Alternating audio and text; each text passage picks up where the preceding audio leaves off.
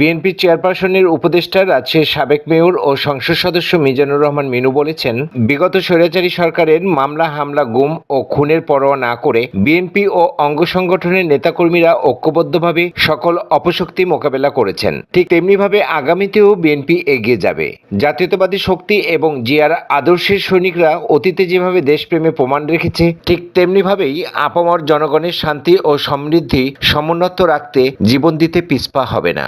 শুক্রবার রাতে বিএনপির চেয়ারপারসনের উপদেষ্টা মিজানুর রহমান মিনু রাজশাহীর হাদিরমোড় এলাকায় খাদেমুল স্কুল প্রাঙ্গণে মহান বিজয় দিবস উপলক্ষে উদীয় ক্রীড়াচক্রের সাংস্কৃতিক ও পুরস্কার বিতরণ অনুষ্ঠানে প্রধান অতিথির বক্তব্যে এসব কথা বলেন। তিনি আরও বলেন, ইতিপূর্বে বিএনপি ক্ষমতায় থাকাকালে দেশ ও জনগণের ভাগ্য উন্নয়নে যেমন কাজ করে গেছে, আগামীতেও তার প্রমাণ রাখবে। তিনি বলেন, আওয়ামী লীগ সরকারের এমপি, মন্ত্রী, নেতা ও আমলারা যে হারে লুটপাট করেছে তাতে দেশ অনেক পিছিয়ে গেছে। আর সে কারণেই ঐতিহাসিক ছাত্র জনতার অভ্যুত্থানে হাসিনাকে দেশ ছেড়ে পালিয়ে ভারতে আশ্রয় নিতে হয়েছে। 25 নম্বর ওয়ার্ড বিএনপির সাবেক সভাপতি আখতারুজ্জামান ট্যানির সভাপতিত্বে অনুষ্ঠানে বিশেষ অতিথি ছিলেন বিএনপির কেন্দ্রীয় কমিটির বন ও পরিবেশ বিষয়ক সম্পাদক ও রাজশাহীর সাবেক মেয়র মোশাররফ হোসেন বুলবুল, বিএনপির কেন্দ্রীয় মামলা, গুম ও খুন সংক্রান্ত সমন্বয় কমিটির সদস্য ও কৃষক দলের কেন্দ্রীয় নেতা সালাউদ্দিন পিপিএম, রাজশাহী বিশ্ববিদ্যালয়ের শিক্ষক অধ্যাপক ডক্টর নেসার উদ্দিন ও 25 নম্বর ওয়ার্ড বিএনপির সাবেক সাধারণ সম্পাদক আবু হানিফ।